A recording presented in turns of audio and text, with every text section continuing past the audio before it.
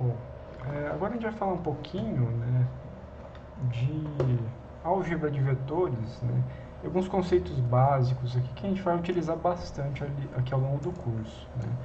Então, o que é um vetor para início de conversa, né? Um vetor é uma entidade matemática, né, que possui módulo, direção e sentido, né? A gente tem essas três grandezas principais assim para caracterizar um vetor.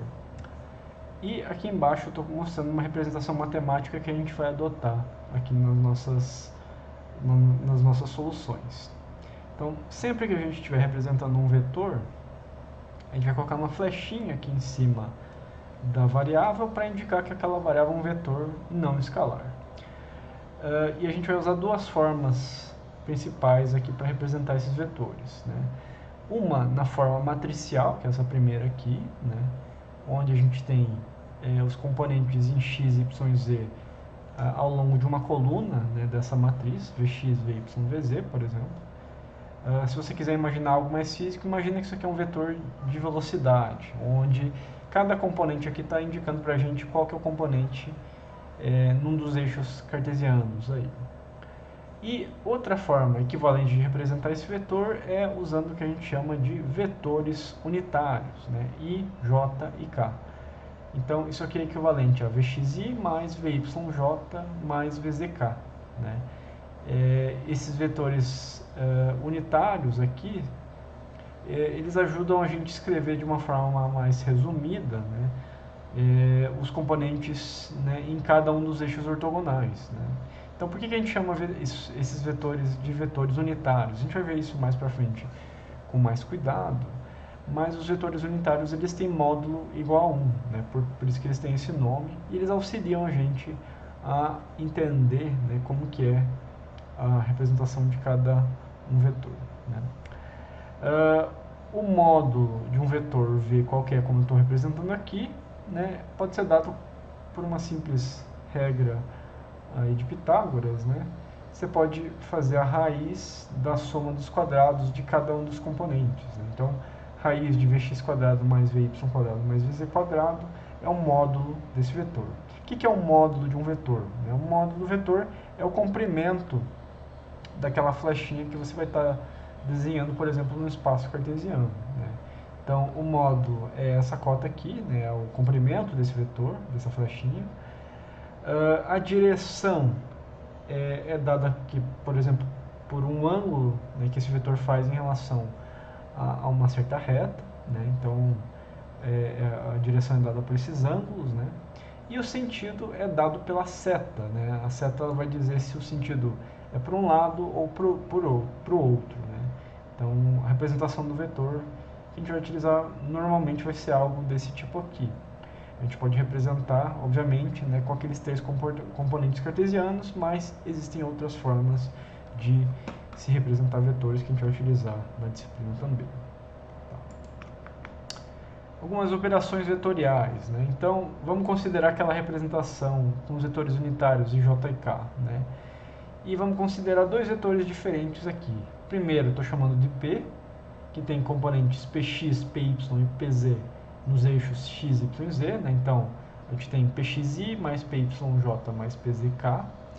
E a gente tem um outro vetor Q, que eu estou igualando a Qxi, Qyj, Qzk. O que são esses Px, Py, Pz, Qx, Qy, Qz? São componentes desses vetores em cada um daqueles eixos, né? Então, é quão grande é aquele vetor para cada eixo, ou uma projeção daquele vetor em cada um desses três eixos ortogonais. E vamos falar um pouquinho agora de operações de vetores. Se eu quiser somar dois vetores P e Q, né, fazer essa soma aqui, o que a gente faz? Né, como é bem óbvio, acho que todo mundo já deve ter feito algo assim, você vai somar cada componente individualmente em cada eixo, né? Então, se a gente tem um Pxi e um Qxi, a gente vai ter Px mais Qxi, mais Py mais Qyj, mais Pz mais Qzk. A gente soma cada componente individualmente. Você não vai misturar, né, uma grandeza que está no eixo y com uma grandeza que está no eixo z, por exemplo. Então, aqui é uma regrinha para adição de vetores. multiplicação de vetor por escalar. Então, se você pegar um vetor e multiplicar por um número constante, né, 2 vezes p, por exemplo, né, como que você vai fazer essa operação? Você vai multiplicar os termos de cada eixo individualmente pelo escalar alfa aqui que eu estou colocando. Então, alfa vezes p, né, multiplicação escalar, é alfa pxi mais alfa pyj mais alfa pzk. É só fazer a multiplicação de forma distributiva.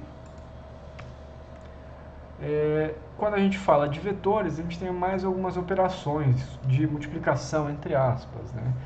O primeiro tipo de multiplicação, vamos falar assim, é o que a gente chama de produto escalar. Produto escalar é uma operação entre dois vetores que vai resultar num escalar. Quando eu falo que vai resultar num escalar, quer dizer que o produto escalar, né, resulta, ou o produto interno, resulta num número lá, né, não num vetor. Então, o produto escalar entre dois vetores com um ângulo θ entre eles, né, então vamos imaginar um vetor P e um vetor Q aqui, com um ângulo θ entre eles, vai retornar um produto escalar, P escalar Q, né? Então isso aqui é a simbologia que a gente vai utilizar para produto escalar com esse ponto, vai ser igual a módulo de P vezes módulo de Q vezes o cosseno do ângulo entre esses dois vetores, né? Provavelmente você já viu essa equaçãozinha de produto escalar ou produto interno. Notem que esse valor resultante do produto escalar também é um valor escalar. Tá? Note também, né, é importante lembrar, que se a gente tiver dois vetores com um ângulo de 90 graus, ou seja, vetores normais entre si, né, um vetor P e um outro vetor aqui, com 90 graus entre si, você vai ter zero de resultados. Né? Então, o produto escalar entre vetores normais é zero, porque o ângulo é 90 graus, cosseno de 90 graus é zero. O produto escalar também ele pode ser dado de uma outra forma, um pouquinho mais simples que essa equaçãozinha 5, que é somando a multiplicação de cada termo eixo a eixo. Né? Então, produto escalar entre o vetor P e o Q pode ser dado por Px vezes Qx mais Py vezes Qy mais Pz vezes Qz. Tá? Então, são definições aqui que são importantes porque a gente vai estar utilizando vetores para representar, né, movimento, grandezas cinemáticas, grandezas cinéticas. Isso vai ser importante para operar esses vetores conforme a gente for andando aqui na disciplina.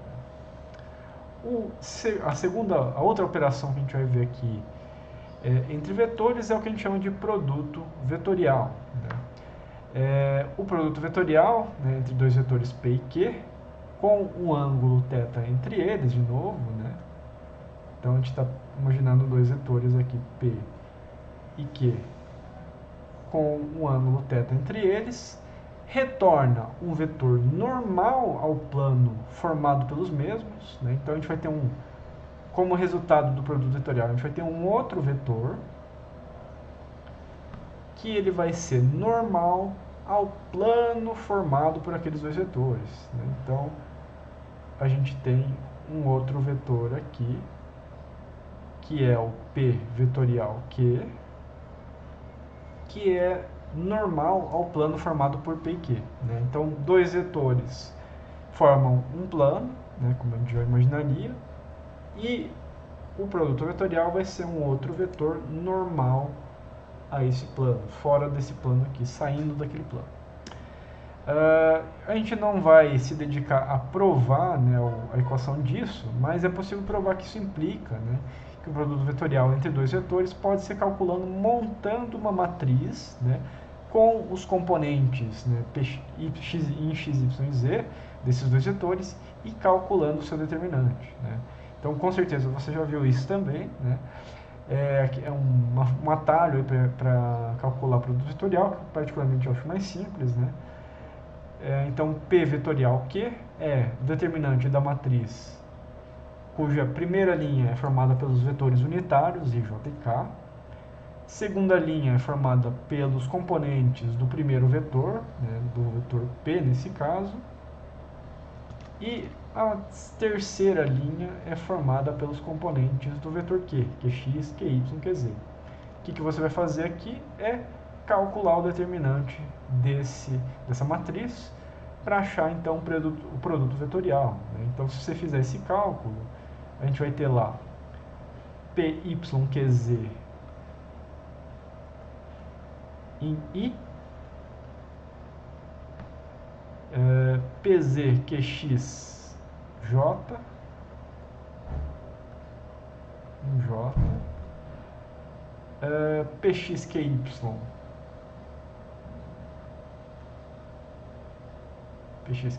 em K, e agora no sentido contrário a gente tem menos PZQY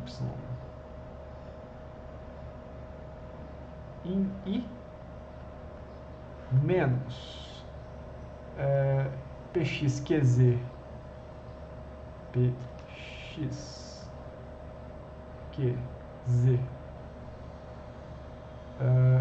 J e menos PYQX em K. Só fazer o determinante aí, né? Particularmente eu prefiro lembrar dessa equaçãozinha aqui. Quando eu tenho que calcular o determinante, é só montar a matriz e fazer o produto vetorial, né? Então, de novo, né, são operações que a gente vai utilizar aqui ao longo do curso para operar vetores, né? E para a gente, vetores vão ser muito importantes, porque eles vão ser a base matemática para se mostrar, para se representar movimento, para se representar vetores de posição, velocidade, aceleração, força, momento, entre outras coisas. Tá? Outra operação importante que a gente vai utilizar aqui, isso talvez alguns de vocês ainda não tenham visto até então, é o que a gente chama de operação de derivada de vetores, né? Vocês estão acostumados lá em cálculo a fazer derivadas de variáveis escalares, né? Então aqui a gente vai fazer essas operações de derivação também em vetores. A derivada de um vetor ela pode ser feita derivando cada componente do vetor, né, como se fosse x, y e z.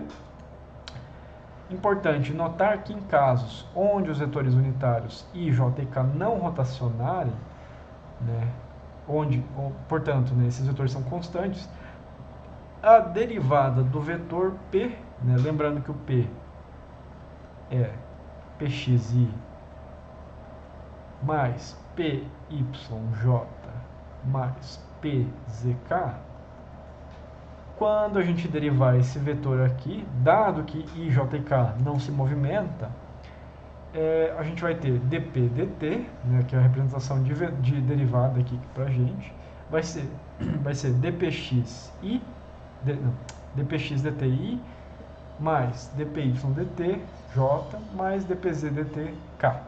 Então a gente deriva cada componente eixo a eixo.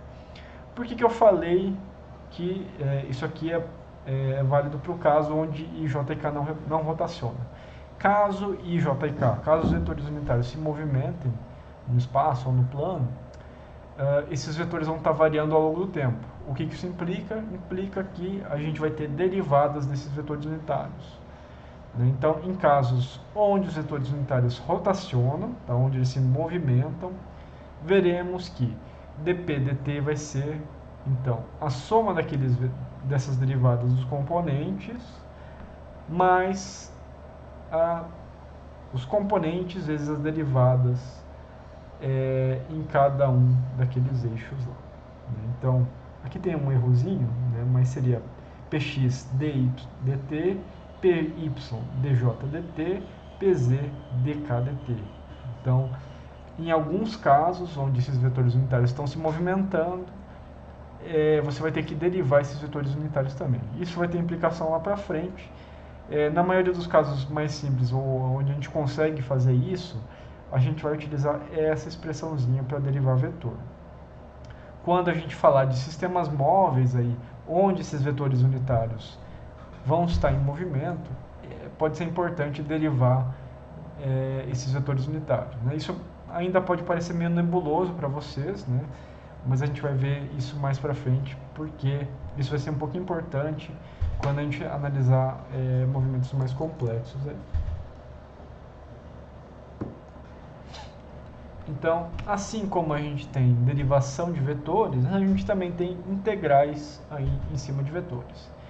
Então, de modo análogo, a derivada da integração de p no tempo t pode ser dada por integral de p dt é igual a integral de px dt em i mais integral de py dt em j mais a integral de pz dt em k, nesses casos mais simples. Tá?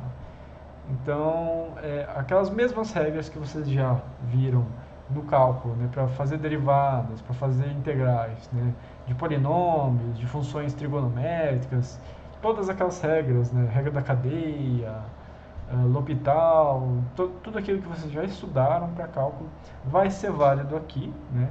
Lembrando que a gente tem algumas características particulares aqui quando a gente fala de vetores, né? Mas, de modo geral, aquelas regras são válidas. Né? Lembrando que em casos onde a gente tiver movimento do sistema de coordenadas, né? Onde a gente tiver sistemas móveis de coordenadas, pode ser importante saber o movimento desses eixos para equacionar nossos problemas. Então, vamos fazer um exemplo aqui rápido, né? Só para aplicar um pouquinho desses conceitos de vetores, né?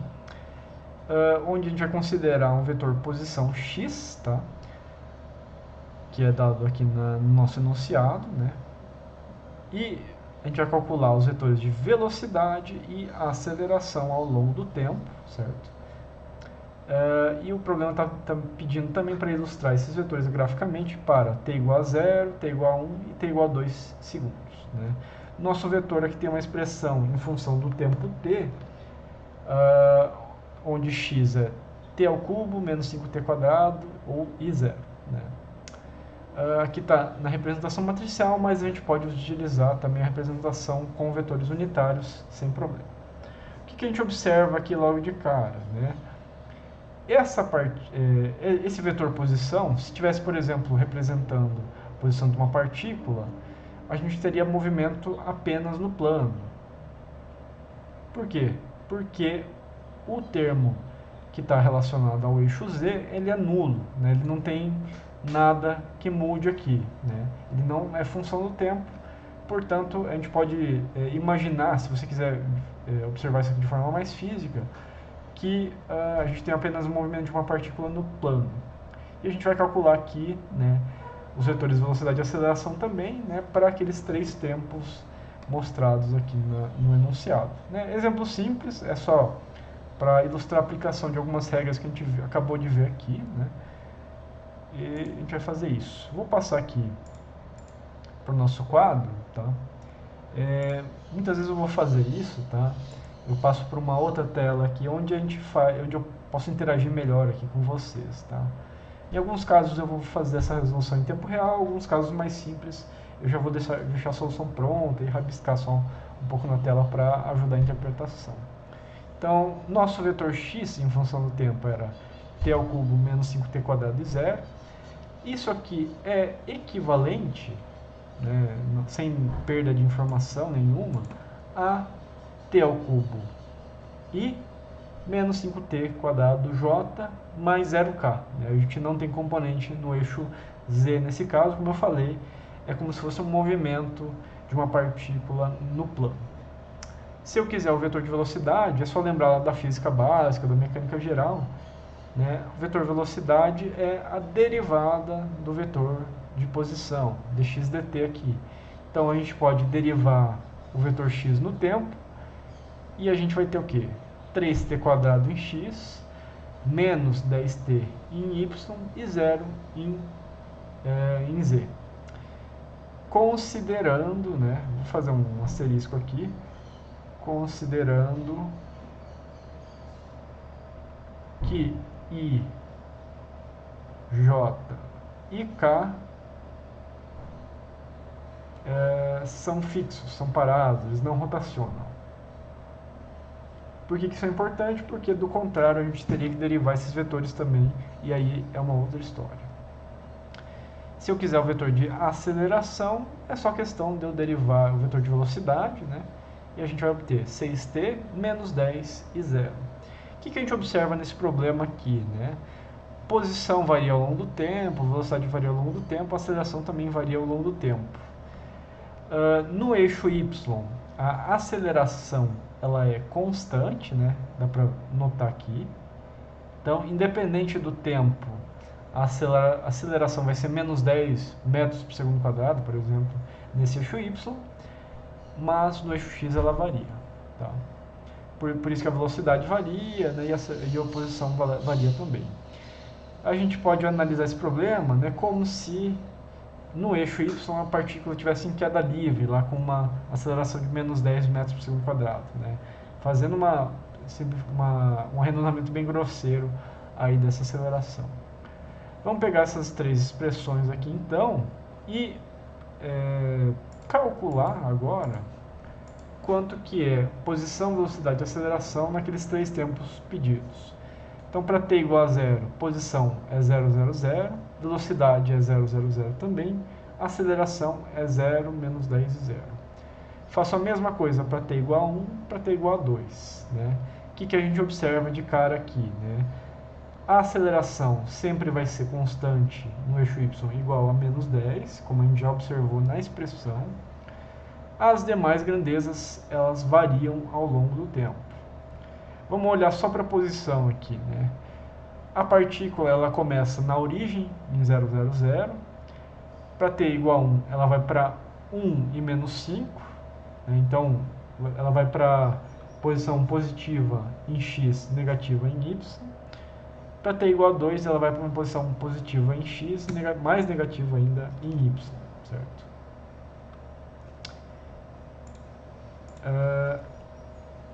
Velocidade ela é 0 no início, né?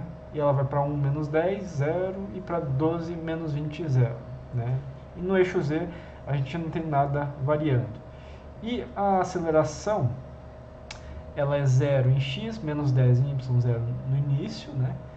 Em y ela sempre é constante, né? Igual a menos 10, como a gente já havia observado na expressão. E a aceleração em x ela está crescendo, então ela está indo de 0 para 6 e 12. Então a aceleração está aumentando também. Em y a aceleração é sempre negativa e igual a menos 10. Né? O que isso significa? Que a partícula está acelerando para baixo aí no eixo y, né? Enquanto no eixo x ela sempre está acelerando para a direita, né, no caso, e positivamente, sempre crescendo essa aceleração. Por isso que o vetor de velocidade está crescendo em x, né? E está decrescendo, ou está indo para o sentido negativo em y aqui. Né? Então, eu vou ilustrar esses vetores. Né? Na verdade, aqui eu vou fazer de forma incompleta, só por causa para não me alongar muito. Vocês podem fazer isso em casa, complementar essa solução que eu fiz aqui, né? Sem grandes problemas. E vamos ilustrar só o vetor de posição dessa partícula num conjunto de eixos cartesianos. Tá? Então, desenhei aqui um sistema cartesiano de coordenadas, x, y apenas. O z está escondido, né? Por que a gente não precisa do z? Porque o movimento da partícula aqui seria como se fosse no plano. No tempo t igual a 0, essa partícula está na origem, lembra? Né? A velocidade dessa partícula seria 0 também. A aceleração, se eu quisesse desenhar o vetor de aceleração dessa partícula aqui, ele era apenas menos 10 em y, né? Menos 10j. Então, só ilustrando aqui, né? Se você quiser, você pode desenhar todos os vetores em casa aí. Voltando para os vetores posição, né? Para t igual a 1, a gente tem lá posição em x igual a 1 e posição em y igual a menos 5. Então a partícula foi para essa outra posição aqui. Ela deu uma andadinha no eixo x e andou um tanto menos 5 no eixo y. Ela está descendo no eixo y, ela está indo para a direita no eixo x. No tempo t igual a 2, a gente tem uma posição em x igual a 8 e em y igual a menos 20 aqui. né? Então, é como se a partícula estivesse em queda livre no eixo x, né, com uma aceleração igual no eixo y, uma aceleração igual a menos 10, né? E no eixo x ela está acelerando cada vez mais. Aí, né?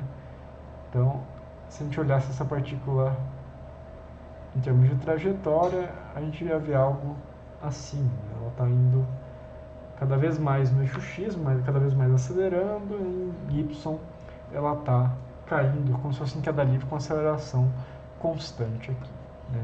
Então, só estou ilustrando os vetores de posição. Você pode ilustrar também os vetores de velocidade, aceleração aí na sua casa. Depois a gente vai voltar nisso bastante, tá? Aqui a ideia era mais apresentar os conceitos de vetores e tudo mais, para a gente ter um primeiro contato com isso.